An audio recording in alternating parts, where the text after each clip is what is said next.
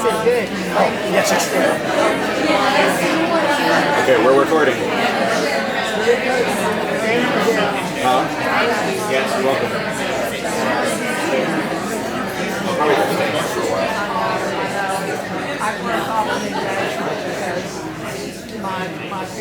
And your instinct is like was for him, it was a good thing. He got Zoom in. a really Yeah, good I got job at a law firm in Beaumont. But I just can't do it. Couldn't do public, even in my 20s. Yeah.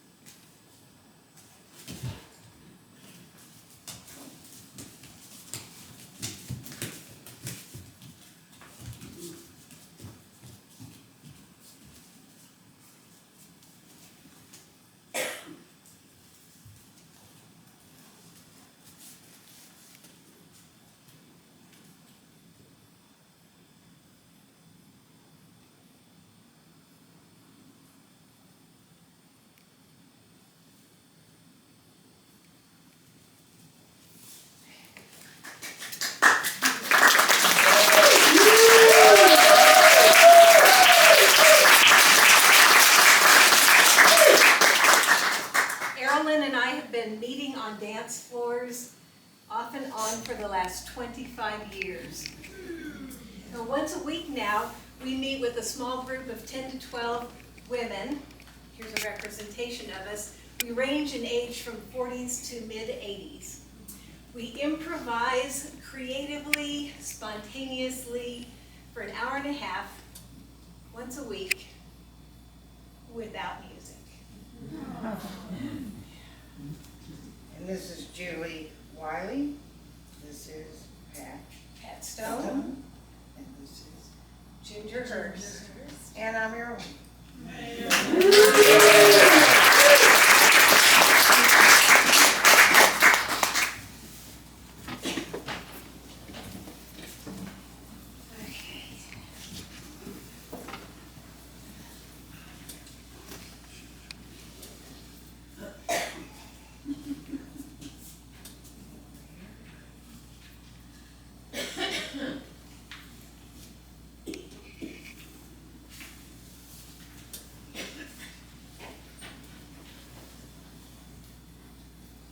I was born dancing and biting my fingernails. My mother did not know what to do because I was kicking, poking, and I was turning upside down this way, head up, feet first, down. That's how you come out, feet first. No, you're supposed to be head first. And she went to the doctor, and back then they did x-rays. And the doctor said, "It's going to be another boy." She said, "Oh, that would be fine. That would be really great." "You sure?" He said, "Well, you know, the last one weighed over 9 pounds. Jay Martin weighed over 9 pounds. So this one is going to weigh at least 9 pounds. And it just has to be a boy because of all the rambunctiousness and all of that that's going on." And so I said, "Okay, well," she said, "that'll be fine." And then I was born, but not before they moved my mother's stomach around manually to try to get me into position so I would come out head first. And the minute they get such that I could come out head first, I would flip and go the other way, and they would have to do it again. So I heard over the years how painful that was and how awful it was. They don't do that anymore, but back then they did. When they said, "It's a girl," my mother went, "I'll never ask for anything else. I have everything I want now." And she pretty much said that over and over in her lifetime, many times. So I started dancing from the beginning, doing the London Bridge. You remember that one? London Bridge is falling down, falling down, falling down. Remember that one? Who knows it? Oh, you sure be old enough. Yes. And then I did hopscotch. I drew the chalk all over the driveway so we would have our little squares to hop into. And I used that chalk also to mark off the driveway in little squares along the outsides so that my friends could come over with their tricycles and play. But I said, "You have to park your tricycle parallel or you have to go home. But I can teach you if you want me to." So that driveway got a lot of action. I did the bunny hop. I did the Oklahoma dances, as you might imagine, the country and western, the square dances, the powwows with the feathers. I was dancing at those. I did all the ballroom dances, the waltz, the two-step, or whatever. And my favorite was the polka. Now, polka came from Bavaria, which is now the Czech Republic.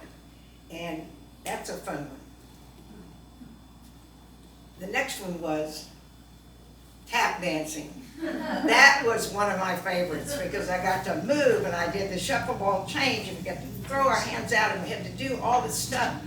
And then we had recitals. I was about in the 4th grade and my mother made all of our little costumes and she made the costumes of all the other girls too, because their mother could not either afford the fabric or the costume, or was not a seamstress like my mother. So she pretty much made all of the costumes. I have all the pictures like this. This is where I got introduced to sequins, because there were sequins on my dress. The little skirts that go out like that. And I've loved them ever since. I threw a hissy fit one time.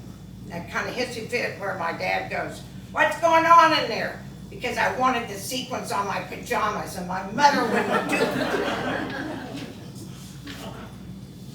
I didn't do ballet because my mother said, it's too dainty for you. She said more than once, "You were like a bull in a china closet." And I've heard it so long, I've kind of started to remember, what is really a bull in a china closet? It kind of makes sense, but I looked it up, ChatGPT, and it says, it's someone careless or likely to cause damage in a situation that requires delicacy. The phrase suggests someone who is awkward and destructive, like a large, graceless, big bull among the porcelain. She said, "You're more like a duck," and she enrolled me in water ballet. That was a good one. And then I did more choreography type dances. You know, I did like the cheerleader where we had, you know, that stuff all at the same time. I was also in the marching band. I played the baritone because my brother played the baritone and I got what was handed down, so I did it too. And I was in the marching band, you know, I did the whole thing. I thought it was pretty special and it was fun. My dad, while I was in high school, opened a bowling alley. I think he wanted me to stay out of the back seats of cars. This is the place I learned to throw parties and network and make plans, because there was food, there was drink, and there was bowling. So everybody was there. And I was sort of queen of the hop back then. Now my dad taught me to bowl, and he said, you know, it's like dancing. You just take the ball and just let it go. So I did. And I don't know how many people in here are bowlers, but I bowled 218 when I was in the 8th grade. Wow. That's a pretty dang big score. But of course, I lost interest in that after a while. In high school, I did these things: pony, the twist, jitterbug, the stroll, the boogie woogie, the hand jive, the mashed potatoes, the hustle, the YMCA, the Watusi, the jerk, and I walk like an Egyptian. On my 50th birthday party, I was in an adult dancing group, and we performed at my party to the music of the Talking Heads. And we were dressed accordingly. Now, whoops, got in there. In 2020, which was not that long ago, I went with a group back to Hawaii. I had lived there before with my first and only husband in Hawaii when he was stationed there in the military. CK, my friend, I can't see anybody, so I don't know where she is. Oh, there she is, right in front of me. CK and I took hula lessons at the Butler School of Music. We were all ready. But as Ann Ames can attest, who was there, one of the people on the trip, we never got invited to go up on stage and hula. We were ready. I did Zumba, I did Nia, I did all those dances that had to do with exercise. And last but not least, I did the tango. Now, the tango was pretty special. The music grew on me and I learned to love it. I loved it also because it was very intimate, very romantic, very soft, and it was the only place I'd been that I couldn't be the leader. Because the way the dance is structured, women follow and men lead. So, the music goes, okay, now. I'm just a little, I don't know what happened, but it got real chaotic once I got here and the people started coming, so I'm kind of coming down. And I'm just gonna say that my mother always told me you should never marry a doctor because they're always gone. And I now have been thinking about it over the years. As my body starts to fail, I know that you can either lose your mind or you can lose your body. It's probably going to be one or the other, and hopefully not both of them at the same time. So I wish I'd taken my mother's advice, and I mean, if I had, maybe I would have had a doctor in the house all the time. That would be great. That would be me. What? Excuse me. Sorry about that. Excuse me. Graduate of Amazon.com Medical. That's quite all right. We're going to go inside. We're going to go out for everybody. Yeah, stand over there. Sex. What? Sex. You're a woman. 6. Okay. And I'm female. Do I have to tell you I have blue I hair? need the right chart. I need the right Bring chart. my water. Bring my. Oh, I'll get it myself. Okay. Body parts. I All have right. to do everything for you. All right. All right. In my correspondence, I will fix you. So, put this over here. So, We'll see let's about cover. that. So what you can do is your whole body in this today. Everything. We're Pretty just- much. Pretty So, much. body Some parts- things worse than others. Some Right. things worse than others. I'm almost 80. Oh. I don't know how this happened. Okay. I need to have her sign a release. Okay, just in case. Okay, so what we're gonna do, since I don't know what's wrong with you, we're gonna go Everything. from there. Everything is Wait a wrong. minute, you see what that is? We're gonna go from your toes to the top of your scalp. Are you ready? It's gonna be very Yes. thorough. Okay, Jeff Okay. Bezos. See how I do. How are your feet? Well, they're not so good because when I was in the 5th grade and 6th grade, I wore those pointed-toed shoes that my mother said you'll have bad feet when you get old if you wear those shoes. Oh. So they're not so good. I Like, wear a lot of canvas shoes. Yeah. So it's like Yeah. 16th When my century toes are loose and free, you know. Tang Dynasty feet. I can see. They're very, very unusual looking. Okay, so we go on. How is your ankle? All that's good up until the knee. Stop! We are not going to the knee, we go to the calf. Calf. How is your calf? It's I don't know. Is it? It's kind Is of this ready her- for slaughter, I think. Oh, really? I think your meat would be very sinewy Oh, if yeah. we were to slaughter It you. would not be good. Yeah, maybe we make sausage. Yeah. Okay, but not yet. We'll wait. Wait. Yeah, sausage when the time comes. Okay, let's go to the knees. They look like, Oh, my God. goulash. Back in like 2013, Yes. they said, your knees are bone on bone. We don't know how you walk. Oh. You need to have knee replacements. Oh, Well, I just kept moving forward, and now I got serious about getting knee replacements, and the doctors say, we cannot justify doing knee replacements when you walk like you do. oh, like a duckling. Yeah, well, that's wrong about a duck. I was thinking something more feminine. Oh, a swan. Yes. Okay. Okay, Yes. so, So now just, I'm like everybody else, bone on bone. Right. Big discussion about the knees. you know that Amazon.com is a special on knees. We can get you new knees. Okay? Yes, but first we have to wait for the subject to no longer be alive. So you have time? Oh, Okay. yeah, I got time. Okay, good. So we got 1 and 2 and $1,200 on special $800. Okay, let's move on. Let's talk. We're gonna right here. Tell me if this feels. These are Can you fine. feel? No, can you feel this? Yes, I Oh can yes. feel that. Oh yes. Oh yes. Just yes. watch out where Just- you're Oh, walking. it's okay. I get a little pokey. Okay, do a spin around. Do a spin around. Okay, that's a beautiful rear end you have. Have you had that? Was that how you were born, or did you have that Yes. puffed? No, I didn't have it puffed. It's too expensive. It's too much. too much time down, Absolutely down. beautiful. You have to be up all the time. Okay, so no problem in the thigh. No.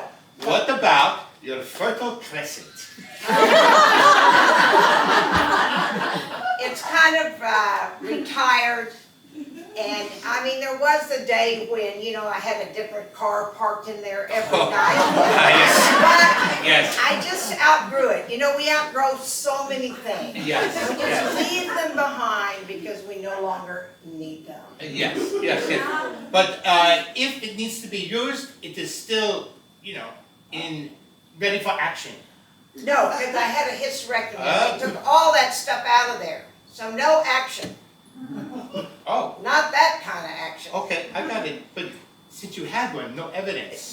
No evidence, no evidence. Okay. But I mean, this has always been kind of a place of terror. No, we got it. Menstrual cramps, what are you pointing at now? I'm still in the fertile crescent. So we move up the Tigris and Euphrates to right here. Your stomach, intestine. A stump, you call it a Your stump. stump. There's a stump there. How is your intestines? They're good. Which ones? The big ones and the little ones are about the same. They've been checked out. Yes, they've been checked out. Okay. They took them out, put them on the table, looked at them, put them back in, I'm good. Can you please turn around for me? You Please. just want to look at I me. did one more look. Oh my goodness gracious! It is beautiful. Okay. Now we go up here, and this is where I think what is it? Your kidney, maybe? Is that okay? Ribs. Your what? Excuse me. Ribs, like you eat the ribs. What's under the ribs? Under the ribs is kind of all around here, there's a heart in here. Oh, wait, you're going too fast. Okay, so this is okay. This is okay, it's all okay here. This is very interesting to me. Those are have they always been like that? Like this? Yes. Oh my God, no, they used to be 10 times bigger. Oh my God. I had Oh my God. 2 breast reductions. I went the first time and I said, make them as small as you can make them. But you know, men never listen. I had to go back to the warranty and have it done again. I need to let But some you know, people know about it. it's kept me from being an athlete. I could have been an athlete, but these things were always in the way. You're a sorority girl, right? Yes, I Right was. now. Tried out the president. Like Farrah Fawcett. Yeah, Yeah, we like except that. I was in Oklahoma and she was in Texas. We were doing this. Oh, I know. stuff. Much better. Except she had more days. Can you put your hands down? Okay, thank you, thanks. Okay, so no work here? Are you finished? No work around Okay. here, just these and, you know, I wish they were in the back. But Oh, we can do that! We need to Yeah. arrange to put the breasts in the back. No? they're in my way here. I mean, you know, I ran a race one time. I ran 3 miles in 29 minutes. That's pretty good. With these things attached. So that is absolutely remarkable. Yeah. Okay, so what about how's your heart and your heart? Well, I have everything wrong with it. I have AFib, so the thing pounds around. They kept telling me I had panic attacks Oh. until they found out that maybe it wasn't a panic attack, and they were like, how long do you have these palpitations in your heart? Oh, like 8 hours. Oh. Oh, we're going to take you over to St. David's. Yeah. I heard they have good pillows. Oh, really? Yes. Well, I should know. I was in there for the heart attack Yes. on July 1st. Yes. And then a year and a half later. Yes. And you know, it's a heart attack. They said they didn't know why I had it. I wasn't overweight. They had done tests and I had no plaque. Yes. And there wasn't any reason for me to have a heart attack. Right. But the catch was, on January 1st, I'm sitting at my table with my friends, With them. and I go, for some reason my hands have gone to sleep. I don't know why. It just feels, and I need to sit down. I'm kind of faint. I'm demo. Oh yeah, I know. I get. And then I said, you know, it's going up here. Same thing, it's getting all numb. And then maybe, and they were like, in the car. Yes. So we went to the hospital right away, Norma, CK, and me, and checked me in. I had a stroke. Oh. And you know, you hear this thing that you go in and you don't know what's going on Oh. until they take you in the little cart and start racing you down those little hallways and going, stroke alert, stroke alert, stroke alert. Whoa. Yeah. very scary. They should put you out, knock you out. But they came to visit me. I got the special room because they have special rooms for big athletes and famous people that Yeah. come. But I was there on an off day, I took gas, and I got it just by chance. The nurse came in one night, and Norma and I and CK, we have a little computer, and we were watching something special on the TV. And the nurse comes in, you know, like throw the door open, and she said, "That is the cutest thing I've ever seen." And we were pretty cute, I think. But the next morning, they weren't there, and guess what happened? You had another stroke. No stroke, but I felt like having one because they did a fire alarm alert, Oh. and it just about makes you want to jump off the building. It was off, but I had plaque in the back. Yes. So, anyway, but I did good. I got out. So did they? I'm out again twice. So did you have clots? I had clots, but they somehow did something with them. What did they do? They made them die and go away. Okay, okay. Did they put that special device to catch the clots? Oh my gosh, Yes. yes. Oh, that's the I latest am thing. Amazon.com specialist. There's this thing Yes. called a Watchman. Mm. And after I had the heart attack and the stroke, I had the Watchman. And they went in and they put, it's for all intensive purposes, it's like a little bag of nylon net. And they put it in there and your blood flows through there, and the clots go and they get caught in the net. And they hang out there until they get smaller. Right. And they can pass through. So it's Modern medicine. I mean, this is a big deal maybe in the last 5 years. so it's a clodoscopy bag. Yeah. Yes. Yeah. Okay. I You don't still like have to think of it like that. it. Okay. Is it autographical? No. You ever signed it? I can't, That's okay. I know it's there. I have a pacemaker up here. Oh, you have a See smartphone? that one? You could listen to Oh, it. TSA. I don't think it talks. No, it doesn't. No talking. Okay, let's go. We're getting very close to your throat. How about the lungs? Are they good? Clear? Yes. Beautiful? I can still talk pretty loud and Yes. project, as they call it. Okay, good. Good. Now, your throat. Any discharge? Any traffic? A lot of traffic, a lot of discharge, and it comes from up here, and it comes from in here, and it comes from up here. I'm just a mucus queen. That's Ah. all I can say. Oh, can you turn it around one more time? And it catches in my throat. Oh, beautiful. It catches in my throat and hangs on in there, and it's real thick and icky, and I can't cough it up, and even if I could, when you cough, it irritates your vocal cords. And Yes. because I've been screaming all my life Right. in theater, Yes. my vocal cords are stripped, as they say. Okay. And so I have all this stuff going on, and I'm gonna have another operation Tuesday. Awesome! They're gonna stretch the throat so that stuff Excellent. can. Are they like stalactites or stalagmites? I think I have both, and they go this way Excellent. too. That's good. I like it. Like Luray caverns. Okay, now we get the jaw. Is that your jaw? Or is that at least jaw? The teeth, Oh, the chin. Is that all yours? No. Some of these teeth are mine, and some of them have all those implants, and you name it, they've done it. And I'm telling you, if you want to talk about torture, torture. Teeth are torture. And if Oh! They're beautiful! well, it could be worse, What but do you I got? tell you, I paid a high price financially and in pain to Oh. get the ones in there that are in there now. Oh. Otherwise, I've been like kind of toothless. I would love to see you masticate. Okay, come to me. Let's get in the olfactory. How is your, sit over here, blocking. How is the olfactory? My what? Olfactory. Your nose. I can Your smell. nose. Okay, good. Don't put that thing up your nose. I know. With The friend it. gave it Touch to you. me with it. I know. I'm sorry. Okay. Yeah. I can smell. Okay, good. Still. Okay. And the skull is a very unusual shape. Is it okay? I have not seen a skull like that on a woman. No one has ever told me it was malformed. Special. You think all this time it's been malformed and I didn't know? Just stay one second. No, it's beautiful. There we go. Does that feel better? Yeah. Ah, okay. In So, the ears. is everything okay in there? Well, the ears are kind of a problem. You know, I hear better with one than the other one. Okay. And so, you know, when you're listening to audiobooks and stuff, it's like you have to constantly adjust and all that. They're very nice. I bet they did very good in a stir fry. No.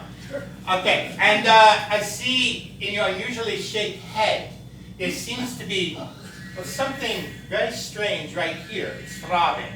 Well, Throb. when I had the stroke, Yes. hold on to your Oh, horses. excuse me. Hold on to your horses. I got you. They released me because that fire alarm, I threatened a lot of things in that hospital. If I didn't turn those things off. Oh, But yes. anyway, once I got home, Yes. I got a phone call. And it's like, this is Dr. So-and-so. And you kind of escaped the hospital before I had a chance to talk to you, but I wanted to talk to you about an incidental finding. Dun dun dun dun. Dun, dun, dun, dun. Yes. And I said, oh, what's the incidental? You can barely pronounce that silly word. And he said, it's an aneurysm. Oh. Aneurysm, not aneurysm, aneurysm. Auntie. You know that? Yes, I do. It's right in here, it lives there, you can't operate on it, you can't do anything about it. You just have to live with it. And I could have it till way past when I'm dead. Or I could be gone tomorrow, who's to know? You know, RFK Jr. had a worm that was eating his brain, and Amazon.com is a special on that. Would you like me to inject some? I want you to put me on that list and get in there and look if there's any worms. I will do that. Well, Worms. I know exactly what you need. I know exactly what you need. Yes.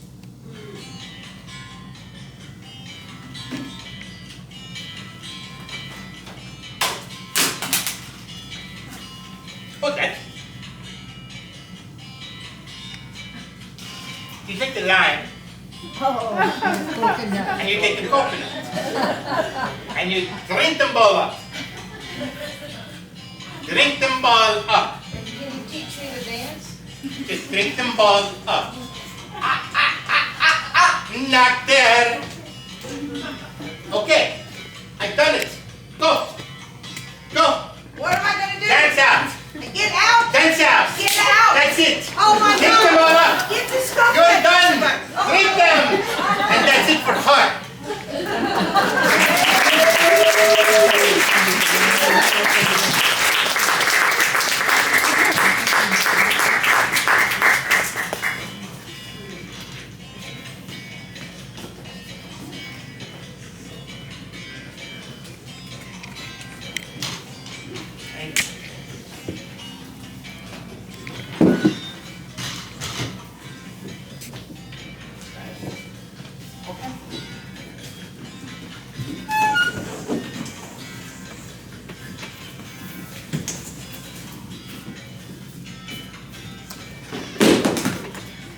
I got new clothes while you weren't looking. Eat your heart. All righty. Go up.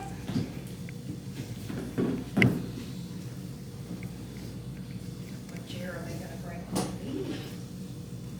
No. Right.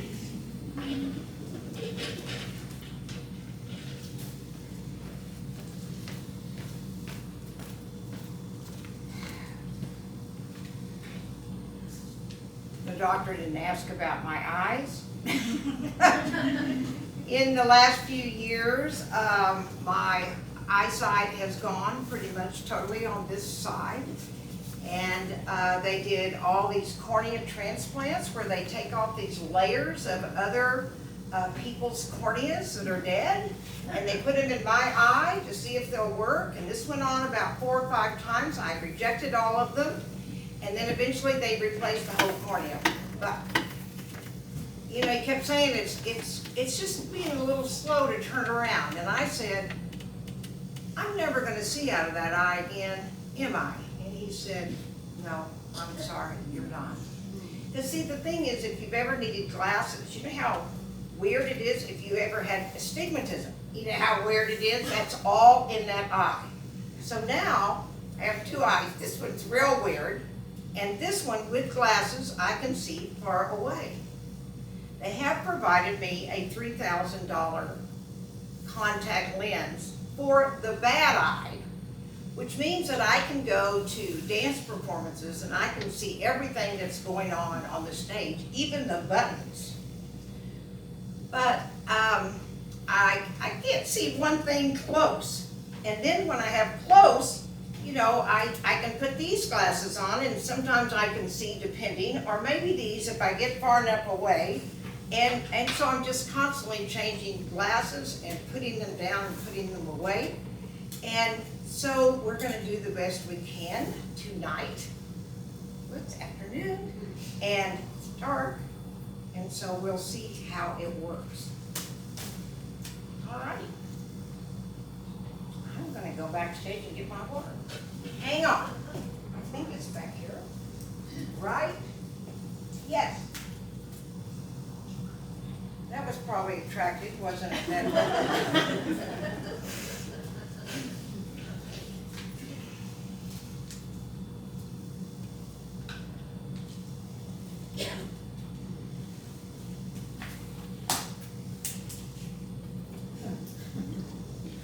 I'm going to give you some truths about age from Aralyn Hughes. Sometimes I go around and talk to myself because I need expert advice. Sometimes I roll my eyes out loud.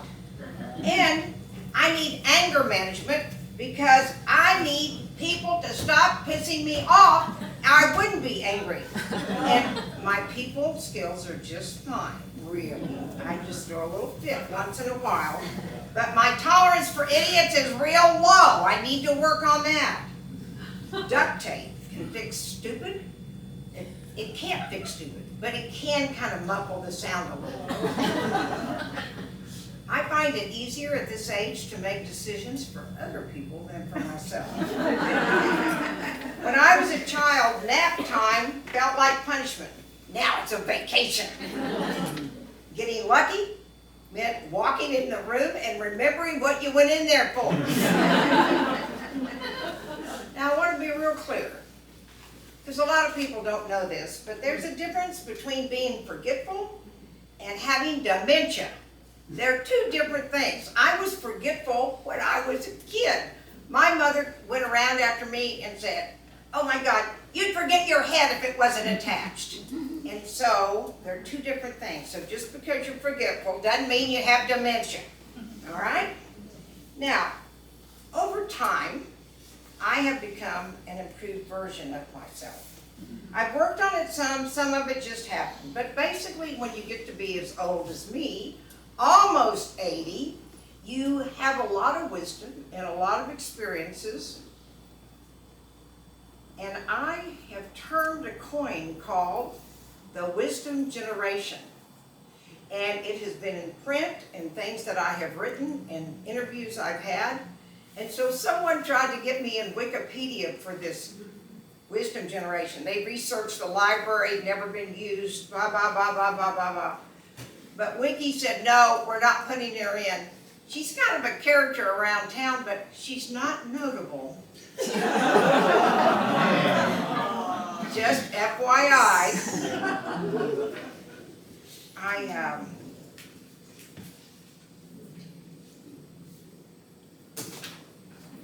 You know, the thing about these papers, they stick together.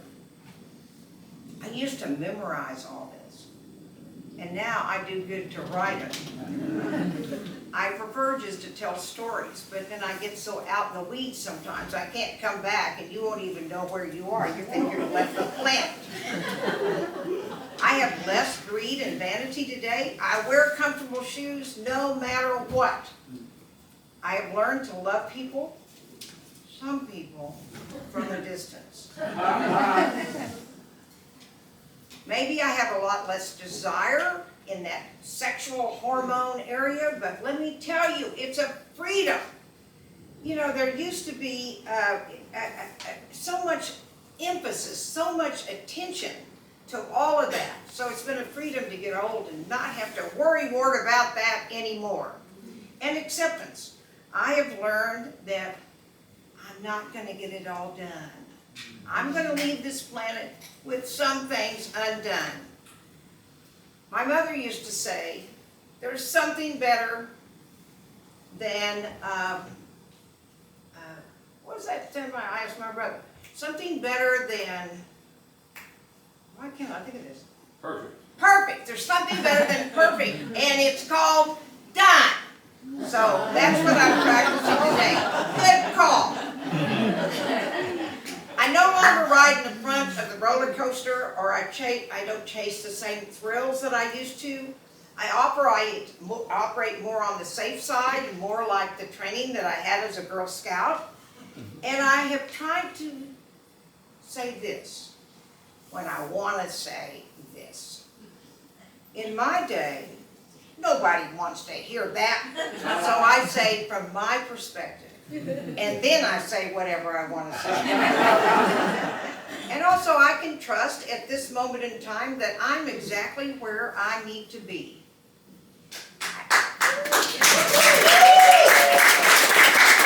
And there's been some surprises along the way, and one is I have become my mother. I realize that I say the same words, I have a lot of the same mannerisms, the same energy. I can just feel her like speaking through me, not like words, but I just feel her presence in me more and more every day now that we're kind of paired up. The age thing. Now, I call my mother the queen of the clothesline. And that's because she did the laundry in and out and hanging on the line. In and out, hanging on the line. In and out, get it off the line and bring it back in. She was never happy until the clothes were off the line, folded, and back in the drawers. I can remember the look on her face. Proud. She was happy. Living in Oklahoma, small town, Elk City, called it a peak and plum town, peak around the corner, plum out of town. But living with my parents and growing up there was like living in a comedy store. My parents were hilarious. It was just a show all the time. And then of course it's that kind of experience that you have where you suddenly realize that you're in this show too.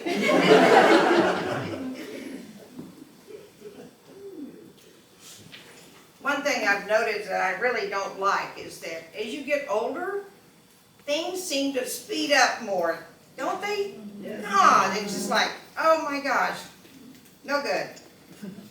I've also become more of a curmudgeon. I remember playing in the yards, you know, we all played in the yards and in the alley up and down the street, and I remember Mrs. Harrington coming out and going, you kids get out of my flower beds! Go home! Get away! Don't stomp down my plants! And I thought she was such a crap. Now I'm just like her. I get out in the yard and do the same thing with the people with their dogs and stuff like that. But I just figure at my age I should have more of what I want and less of what I don't want. To give too much attention to dogs, to certain men, and you know, I started to say they run and bark and cause a lot of ruckus, and that's true for the men and the dogs sometimes.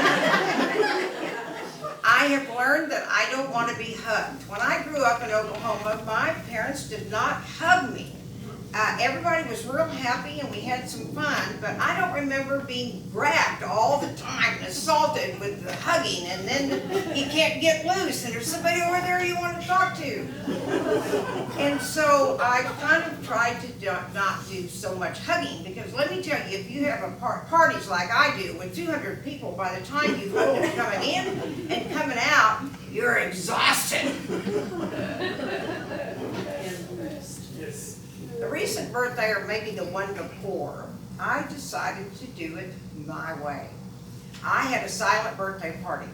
I invited everybody to come over and be silent with me for 2 hours. I had a proctor at the door. I think I see Laurie sitting there. She was the proctor, and she took everybody's phones away. So there was no buzzing. People were playing games. They were reading books. They were just kind of meditating. It was exactly the kind of birthday party I wanted to have. The fun thing was that it was quiet.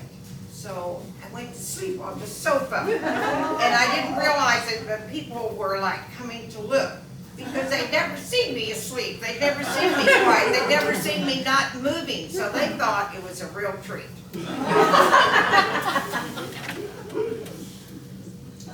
friend of mine, Consuelo, she's around here somewhere. She had a relative that turned 100 years old. And she told me, you know, it was a big party. They rented a Mexican restaurant. They had the band come. They had the balloons popping and making everybody crazy because they think they're guns and all that. And they had the cake, the big cake. They had all the food and the sour cream and all of that. Well, big event, but on the way home, the driver who picked the 100-year-old lady up and was taking her back home said, "Was that not the best party you ever had? Were you just beside yourself about how wonderful it was?" She said, "I'd rather been home in my lazy boy watching Jeopardy." So I think that's what happens to us. The things that used to thrill us don't thrill us, and what happens is people try to give you things that they want, not the things you necessarily want. So that poor woman got drugged to that birthday party. So, after all these years, I still kind of marvel at the fact that I still don't have it right. I mean, I really tried to be the best human being I could. But I still have a lot of conflicts in my life. I don't know how to resolve them. They cause me stress. I also have still problems with protecting my boundaries and saying no, because I want to be a nice girl. And I've learned, as some of you know, I'm not that way all the time. I'm not a bad girl either at the same time. Also, I am amazed at this age that I haven't been able to manage my time such that I am busy. Oh my God, I'm just busy from the time I get up till the time I go to bed. And I think it's going to be a calm day. And I go in and I make my coffee. And then it starts. The whole place just goes like an explosion and things are happening. You know, I don't have to do a lot of the things I used to. I mean, we used to think that we were only worthy if we made money, sold the most real estate houses or whatever. But we don't have to do those anymore, but we're kind of addicted. We don't know how to rail it back, but I'm going to try. That's one reason I'm doing this show, because it may be my last show. I may not be able to do this anymore. It takes a lot of energy and a lot of time, but never say never, so who's to know? Now, I also watch people say things like, and I try not to do it, is, well, I'll never do that. I'll never die in the hospital. I will never go to assisted living and live in one of those places. Well, guess what? They do. I watch it every day. They do. And guess what? Even better, they like it.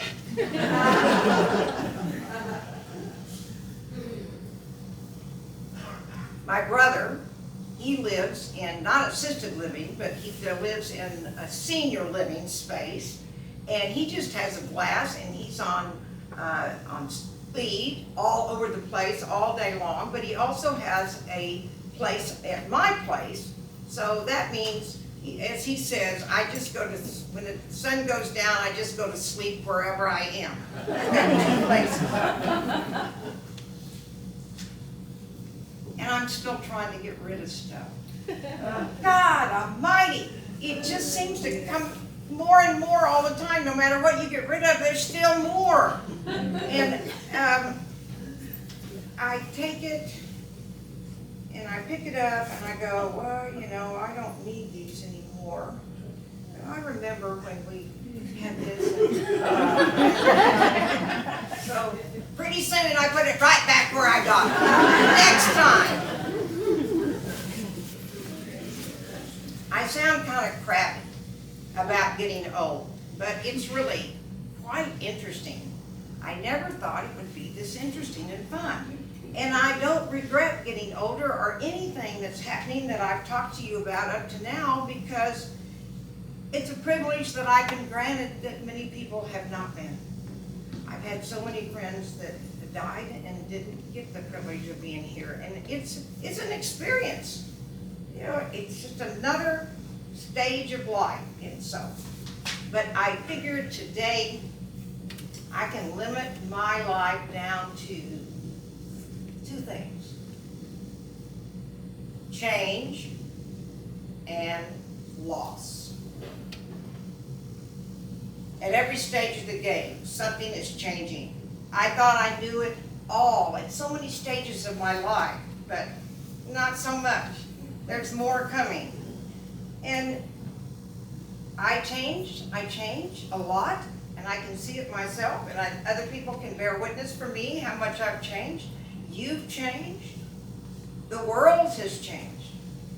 And so it's constantly evolving, and something is going on and changing, even if we don't like it or we do.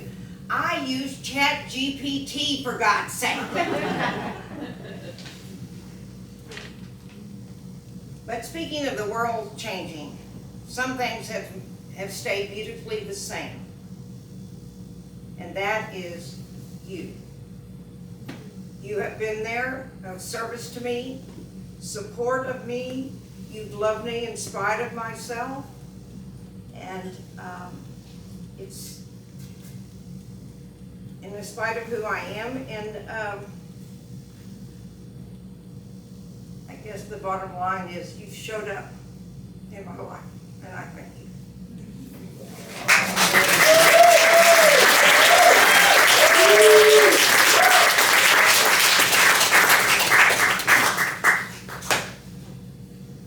I am a certified death doula, and I don't have my certificate on my table. But there is people that can bear witness that I have the certificate. I'm a death walker. Sometimes it's called a death doula. We are the people that deal with the grief at death. We're the people that are taking care of the emotional part of death. Doctors take care of the medical part, and death doulas take care of all the rest. For instance, if somebody gets notice that they have 3 months to live, the death doulas come in. We help them navigate the death, navigate what to do next, navigate how to manage things in the family, to be prepared as much as you can. There's a lot of sitting around. There's a lot of things that move pretty slow, but the resources are there, and we are there.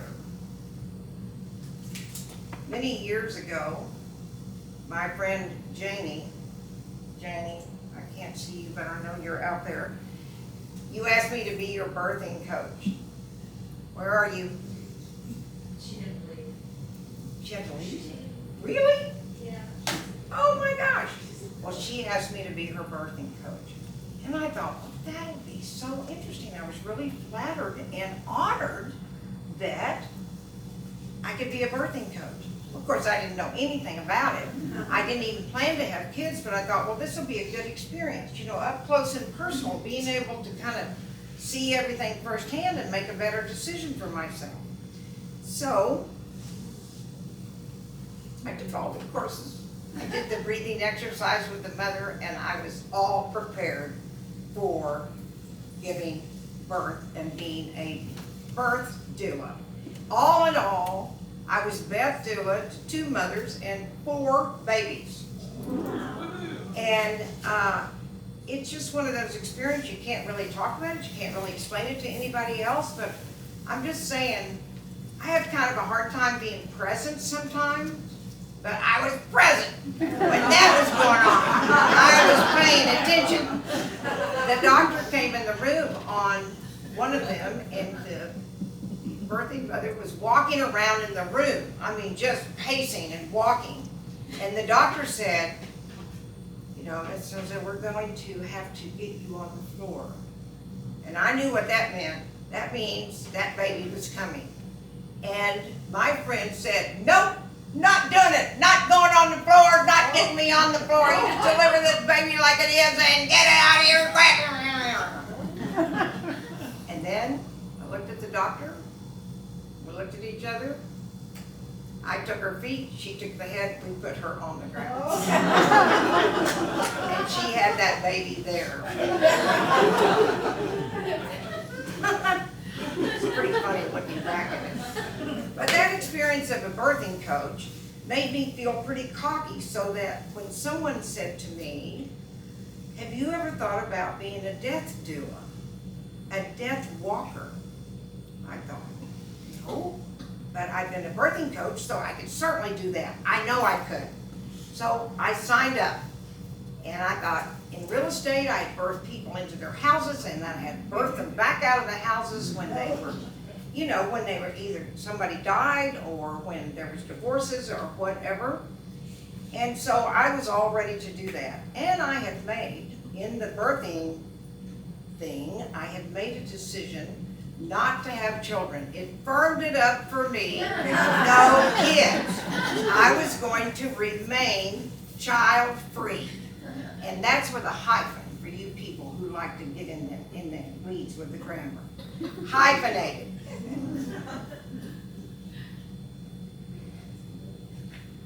At the time I was a real estate broker and I thought I could do both jobs, but that was pretty crazy thinking. But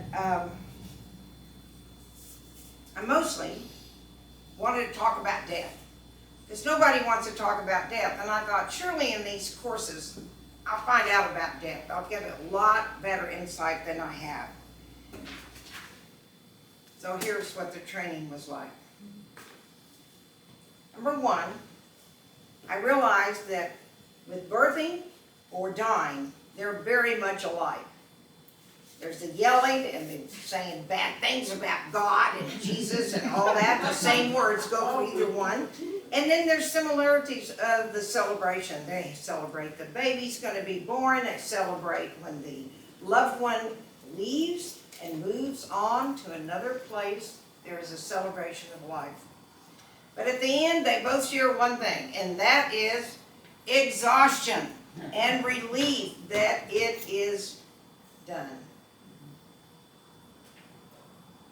There is one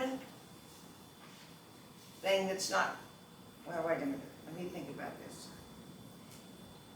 It's in the same genre, but it's not exactly the same, and that is, as a birthing coach, I birth people into the world. And in the other way, I was in the part of taking them out of this world. When you're with the family, as a death doula, one thing you know is that when you start, it is not over until the last breath. And with a baby, there's new breath. With someone dying, it is a last breath. So they're different in that way. I'm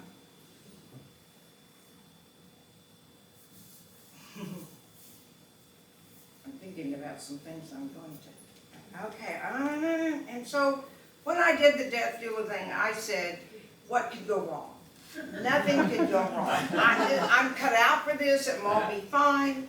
When I used to babysit in my teenage years, things would happen. The dog would eat all the food off the kitchen counter. The kids would throw up.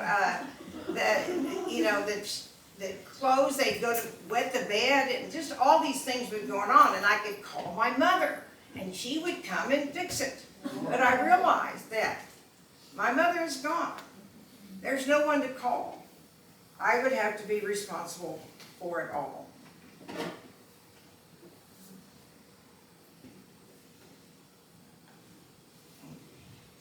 Turn so I can see.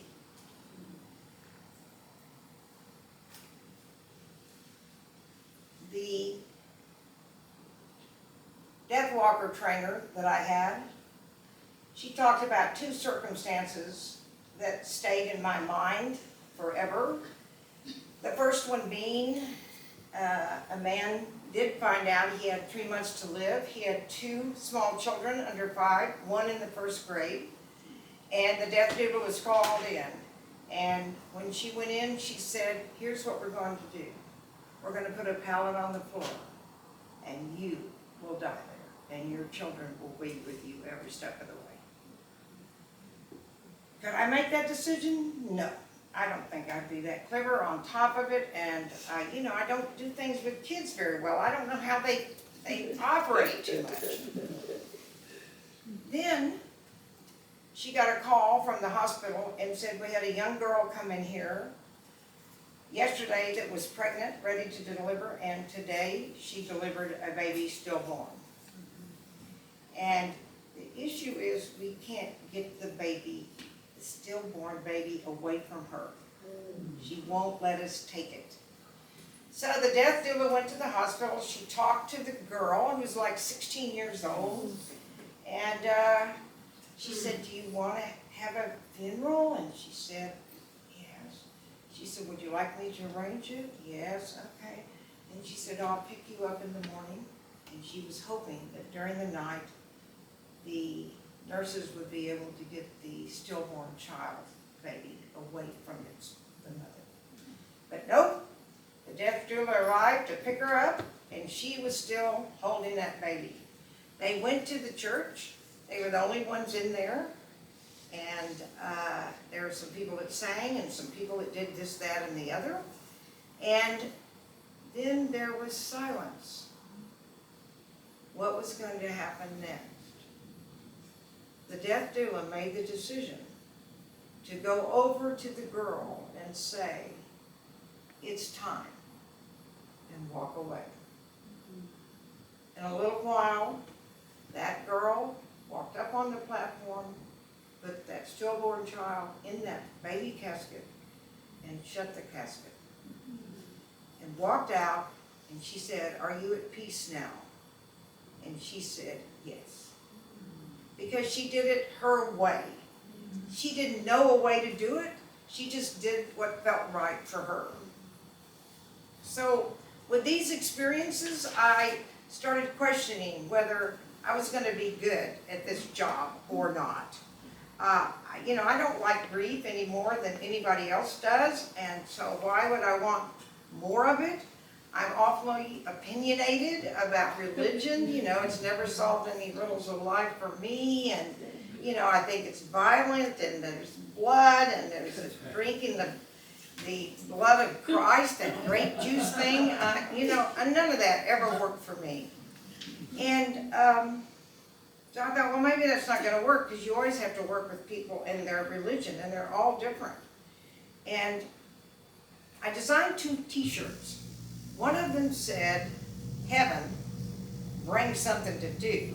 And the other one had a little dog casket on it, and it said, I want to die like a dog. Because I want to die with dignity, and I want to die on my own terms, and I want to be taken out if I want to be. And that's what dogs give that we don't, unless you live in one of those states that has dying with dignity. People say to me, well, don't you wonder what happens when you die? What happens? No, I'm not the least bit interested in that. I don't care. I think it's as important to know who you're not as to know who you are. And one thing I knew is that I did not need to be doing that job. So you are looking at a death walker dropout.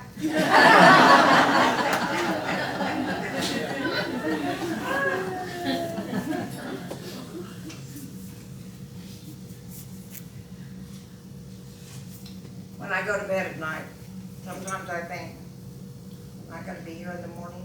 Am I going to die? Is this it? When I wake up in the morning, I think, oh, another day, made it another day. I can't help but think, when's it going to be my turn? We don't know these things. I do know, and you are gonna know now, because I'm telling you, I'm gonna die. I don't know when I'm gonna die, but I'm in the high-risk category. Someday when you least expect it, I'm going to ghost you. Appropriate word, don't you think? Now after I'm gone, you can tell some stories about me, you can do whatever, but the bottom line is that it will be a very short time and I will be forgotten. And I should be forgotten, and you should go on with your lives. That's just the way it is. The one thing I appreciate about the people I invited to be in this audience, because you were selected to be in this audience, is that you have chosen to be with me while I'm alive.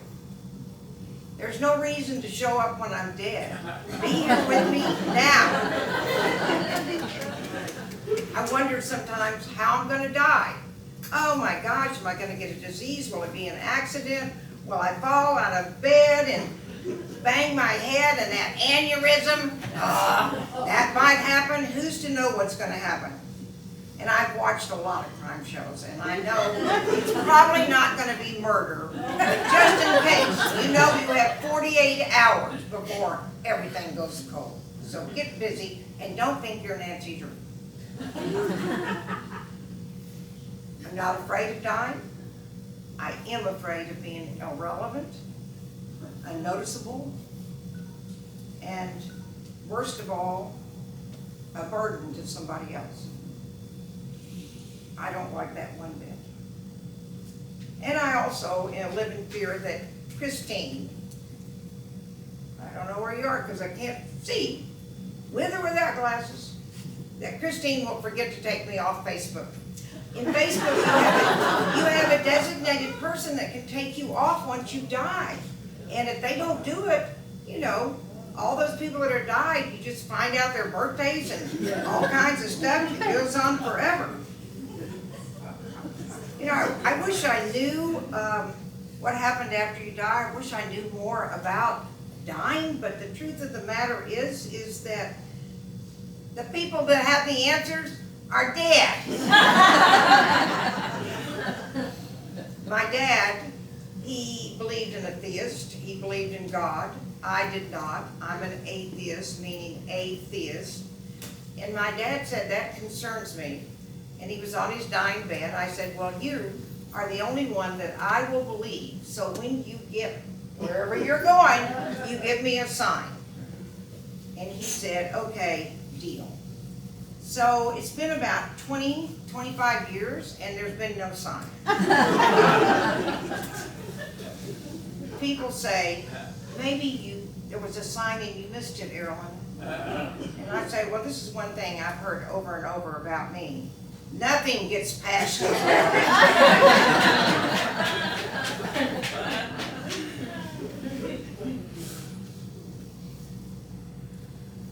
I'm going to check the time.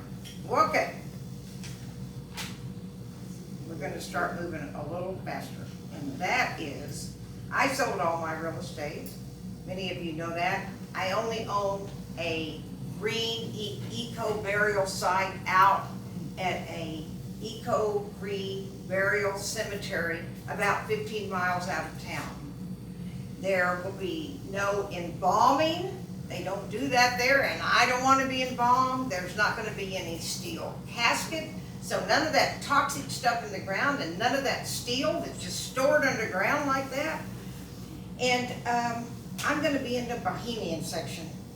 That's where my plot is, and there's a form here in the state of Texas, and you need to get all your paperwork done. I've got all mine done, but there's one called What to Do with the Remains. And that's Laurie's job. And she's been instructed by me is that the minute I die, call the undertaker and have him start digging the hole. Get a shroud for me and get me in the ground within 48 hours. I'll be in the ground before most of you even know I'm gone.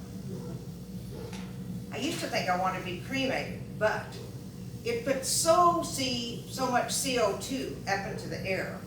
My brother's an environmental engineer. Ask him. It's too much.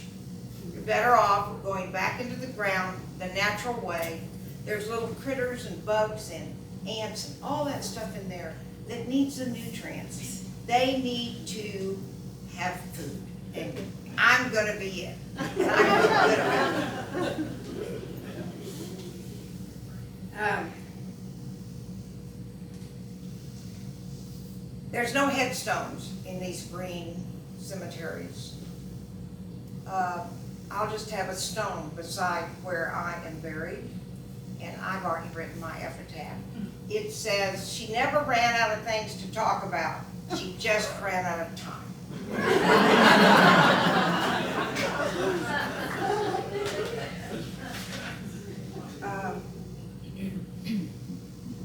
Funerals. I'm here to tell you, do not have a funeral for me. I just, you know, when I go to funerals, I sometimes start laughing. I don't know what that phenomena is. It's kind of so serious, and I don't know, maybe I'm just not very serious about eternity. I don't know, but I start laughing. It's really inappropriate. And then all the people around me, they start laughing too. So I don't belong at these funerals. And one thing I do is if I go and socialize, and then I wait until the scripture reading and the Bible thumping starts, and I just call an Uber and I go home. When I was a kid, my parents protected me from death. There would be funerals in town, and they would take me to the church. We would go up the steps to the front door, and my mother would say, you sit right here. Your dad and I are going to go into the funeral. It's not for kids. And we are going to go for the lunch buffet if you're here when we come out.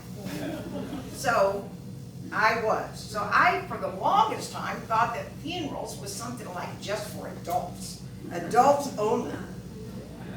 When I was 55 or so, I'd never seen a dead body. So I stuck in this funeral home in a small little area where nobody would know me, and I signed my name, and I went in, and it's like, they say you'll know if they're dead, and it was like, yeah, I did. He was dead as a doornail, and I wondered what the family thought. Maybe I was a mistress that signed into the register.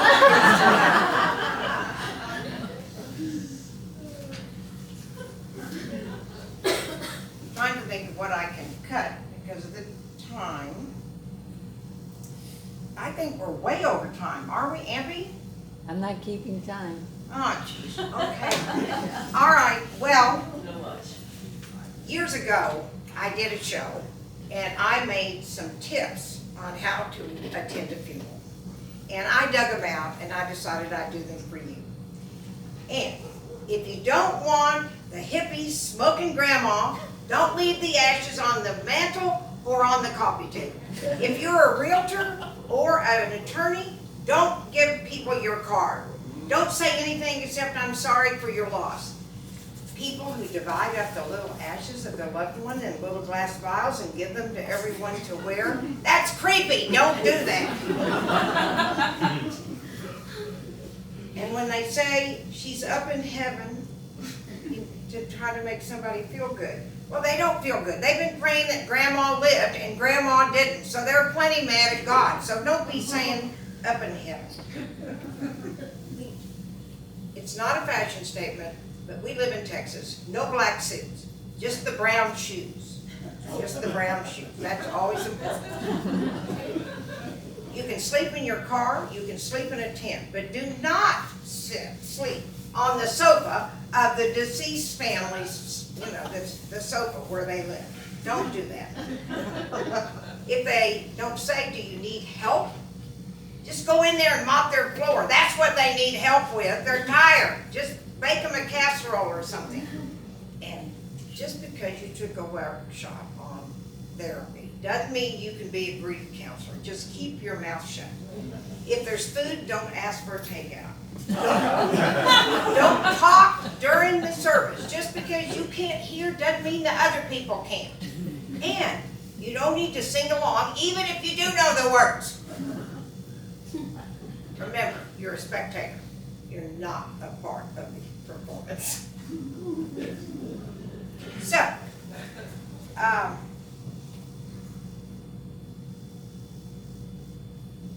thought thought my parents would live forever, and the goodbye makes the journey harder still. That's a line out of Cat Stevens' song, Oh Very Young. And I'm not a big music person, but I remember that song because I taught school in the 9th grade, and I turned on all the popular music and songs in my class and said as long as they were working and doing what I wanted them to, I'd leave the music on. And if they acted up, I'd turn it off. Everybody in the school talked about what a disciplined class I had. That was my secret. My mother wanted a new house, and the way it operated in our family is my mother, myself, whoever would tell my dad, you know, I think we need this. I need a new dress, a new swimsuit, whatever it is, we need it. And my dad would say, well, let's discuss it. Why do you need that? Because just as quickly I'm going to turn around and tell you why you don't need it at all. That's how things work. But my mother wanted this house. And so she said, I want this house, Paul. And he said, we already have a house. We don't need a house. Then she brought it up 2 or 3 more times. And I knew it was coming. I didn't know when, but it happened. She leaned across that 1950s table with the metal edging, and she said, Paul, if I don't get that house, I'm not going to be happy. More potatoes? I made extra tonight. My dad thought about it. 2 days later, he said, okay, I'm going to get you that house, but I want you to know that I'm never moving again. And we will die in that house. They died in that house, 94 and 95, respectively.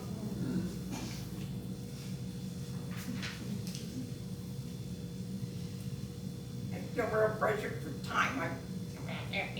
But I'll just, alrighty. So, let me see if I can shorten any of this stuff.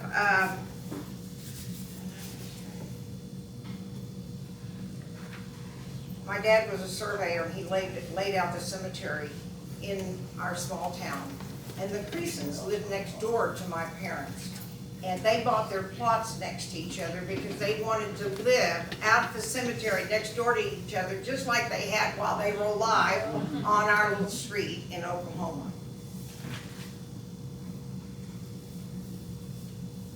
Dad's death was my first encounter with a death of somebody that I was connected to in that way.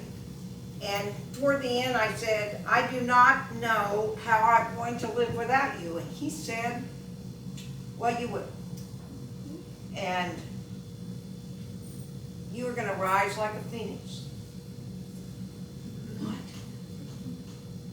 But he died, and I did rise like a phoenix. My mother, on her deathbed, said to me, I can't leave you. And I, at that moment, became the parent.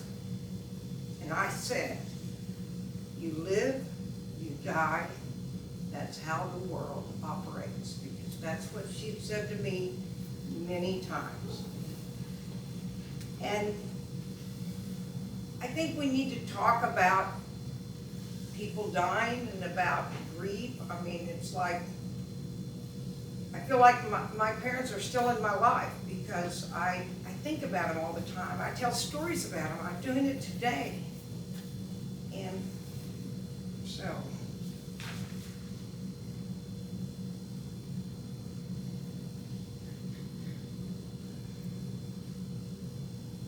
I'm cutting, Abby. Aralyn, Ken just came up to me and said, there's no hurry. Yay. Well, these people have to go to the bathroom. They have dinner. I got things to do. But I'll keep going. I thought it was a slumber party. Slumber party. Okay, well, I did see some pajamas coming in, some sacks, but anyway. My mother was the queen of the clothesline. She was in and out of the clothesline. And I tell you what, sometimes we would forget, and it would get cold in Oklahoma and freeze, and the clothes on the line would freeze. And we would all have to, my brother, my dad, everybody would have to go out, and we'd have to get those frozen statues off of the clothesline and bring them back into the house. That's who she was, the clothesline lady. What I want you to do when I die is when I'm beyond palliative care, I want you to let me go. There's no need to wash my body. We're not going to the prom. I don't need deodorant. None of that. Get a lot of death certificates because you'll need more than you think. And I repeat, no funeral, no embalming, no steel casket, just a little rock beside my grave. And get me in there fast. There's no reason to joke around. I want to die in the house that I live in now, among all those 300-year-old oak trees, heritage oaks. Thank you, Jennifer Clark. And I'm up for taking drugs, but not to extend my life, but only to make me more comfortable. Don't feed me unless I ask for it, because when you feed people that are in the dying process, it really upsets their system. If I want something to eat, I'll grab it off your plate.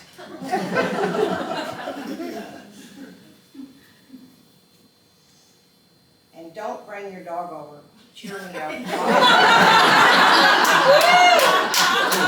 I mean, now people tell me I can't go anywhere without my dog. I have to have my dog in my lap beside me all the time, and it's like, it's another reason I go to funerals. I'm afraid there's more dogs than people in there.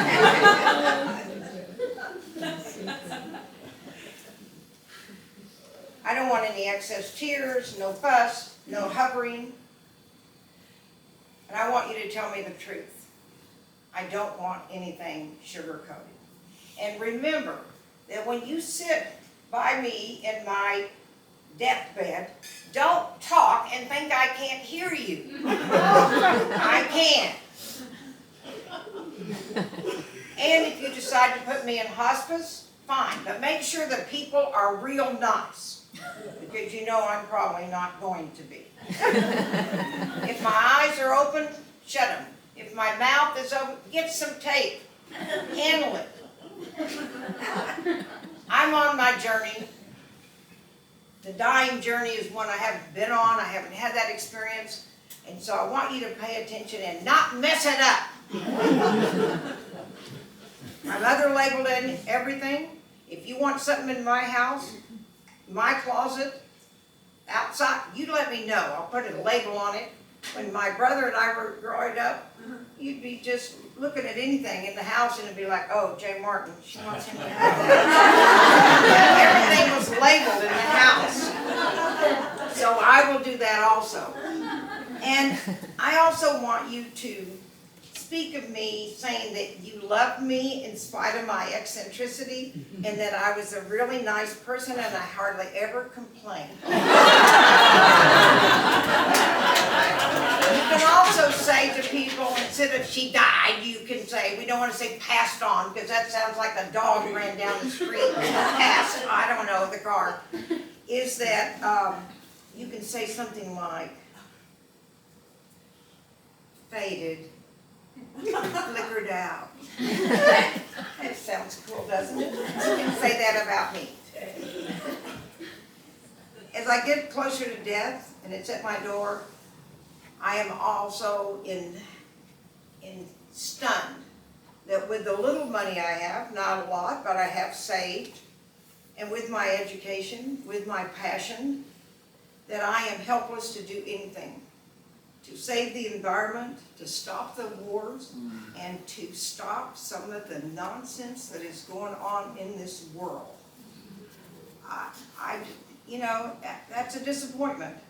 I wish I could have more of an effect on that. But in the end, it's maybe not that dying is the hard part.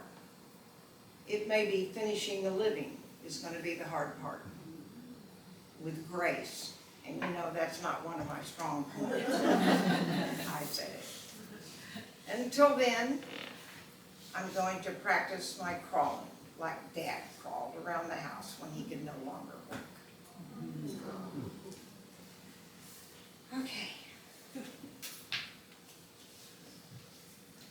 The name of the show is Good Words. We had this idea because I have saved all the good words that you have said to me for the last 20, 25 years. Cards, letters, notes you left on my mailbox when I wasn't at home. And I said, I'm going to have these when I get old and I'll be able to read them and remember. But I realize I am old now. So I thought I wanted to give them back to you so that you would know that your words matter to me. And I've kept them, I've reread them, and now I put them in an envelope for you. So you will know, don't open your envelope yet, but you will know that I'm returning to you what you said to me. So, now, the good words keep coming. I got one yesterday, and I think I'll just read it to you. I have to get better lighting here. You know what? I don't know if I can read it. I can. This is the last good words I got like 2 days ago. It said they call her Aralyn the Weird, Queen of Weird, and she fits. Everywhere she goes, a trail of bees follows by. Not the buzzing kind, but the kind that are stitched in the pillows, and on the mugs, and in the wallpaper, and hidden in the corners, and you finally see them someday after you've looked a million times and not noticed. She loves order, she loves rules, and the portraiture of small details. She's the type that labels everything, the type who will quietly turn your fork in the dishwasher the right way, just because the universe feels better that way. This is Con, and also Carl is here. They are my housemates. One had to work, but this is what Con wrote to me as good words. She once told me that she can peel an egg with a spoon, and I believed her, because of course she can. She still keeps the dress her mother made for her as a child, folded neatly in a drawer somewhere like a time capsule made of thread and memory. And if you think that the conversation is getting a little too serious, here she'll come with, so where are you sitting at tonight's event? Or have you met, and then I go around, have you met Con before? Have you met Dan before? Let me introduce you. He said she always wants to include everything everyone in the circle. Her favorite thing is to ask people, tell me 3 things that are important that happened to you this week. Because she actually cares. And every now and then she'll pick up an object, maybe a spoon, maybe a rock, maybe a piece of art, and with a glimmer in her eye, she'll say, it's the most expensive thing money can buy. And somehow, you believe her. So, let me see if there's anything that I can't not tell you. I write letters. I grew up in the age of letters. I love letters. I love to receive them in the mail. I have all the letters that you've sent me. I have all the cards. I've misplaced some of them over time, or used them as a coffee cup bill or whatever. But over the years, I've had boxes and boxes of this stuff. And I love it because there's so much intimacy in the connection there. And it has weight. It has color, texture, and sometimes a scent. Sometimes there's a coffee ring in the corner, or maybe a tear folded into the letter. Once my fingers touch that page or that card, I can feel the mystery of where it's been. I love imagining the journey of where it went from my house to yours or yours to mine. And the handwriting, oh my gosh, is that ever fun? They can write real big, they can write real small, they can slant up, they can slant down. But I love looking at all that. I was in a family where we wrote letters. My mom, dad, my brother, and me. We all write exactly alike. When I would get letters from them, I would have to look at the return address to find out which family member sent it to me.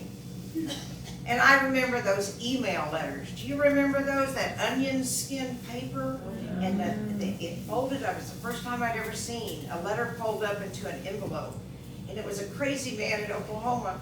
He had a mailbox, and he put an extension 10 feet up, put another mailbox, and put airmail on it. That was the craziest thing. It's probably still there.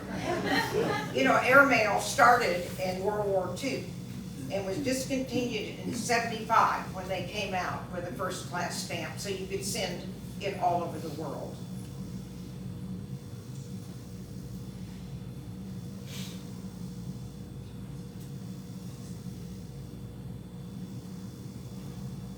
I have lots of letters and stuffed envelopes like you have tonight, of the friends of mine who died and the friends of mine who moved either out of Austin or out of the country. So I will send them to them because they weren't able to be here.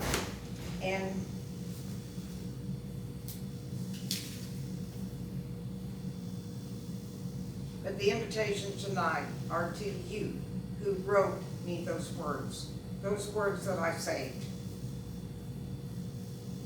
In Girl Scouts, there was a song we used to sing all the time, and it says, make new friends, but keep the old. One is silver, it's gold. You know it too. You've enriched my life by just being here. You've seen me, you've heard me, you've laughed with me, and tolerated my moods. You've helped me get grounded when I needed it. You've talked me off the wire more than once. You've given love, care, applause, and presence to me. But I want more. I want you to keep showing up. I want you to share your stories, trade their wisdom that you have, and grow old with me.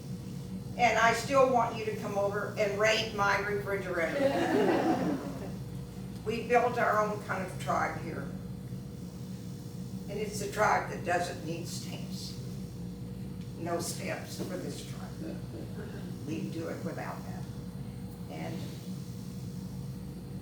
I think we're gonna play a game now. I couldn't agree more. All right, Bill is gonna come. He's gonna start the game. To America's favorite game, to tell the truth. We have 3 individuals who will be sitting right here, and we will go to questions from the audience, and you get to find out which one of them is who they say they are. And the individuals are ready to come up now, I guess. Yes? You know who you are, don't just sit there like JT, my brother, Leo. J. Martin, Leo, and Steve Adams. What? Oh, Steve Adams. Yes. Steve Adams came all the way from Memphis to be here. Steve Adams, where are you? Yes.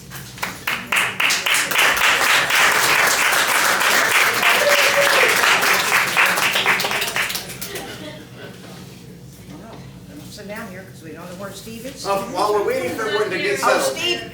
He's coming. He's up here. Okay, Steve did have to sit as far in the back over to the thing and rock all For the those of you people who don't know how the going game is through. played, one of these individuals Well, claims hang on. Let him. There you go.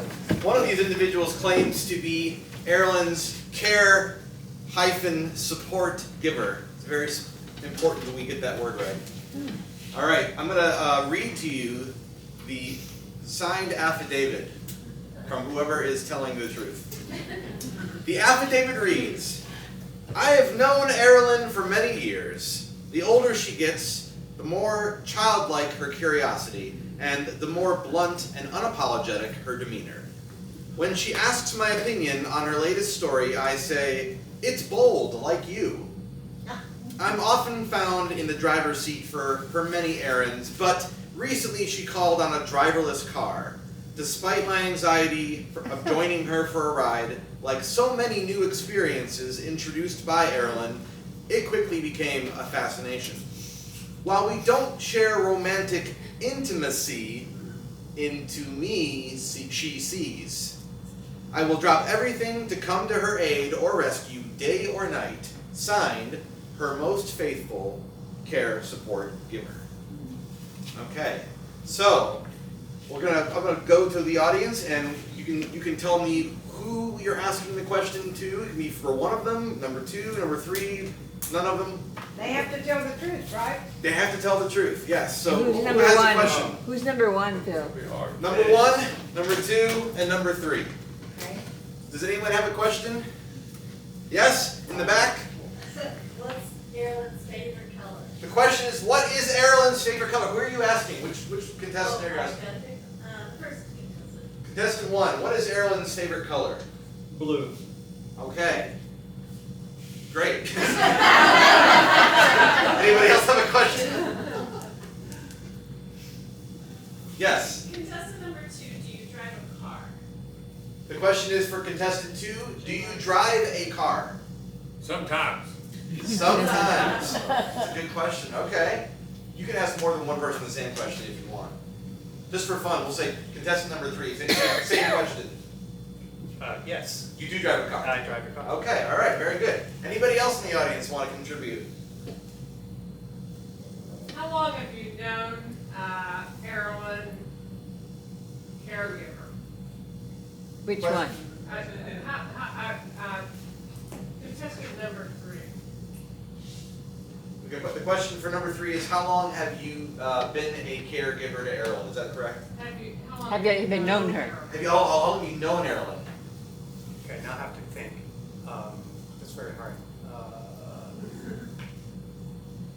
I'm thinking 15 years. 15 years. Okay. That's a pretty high number.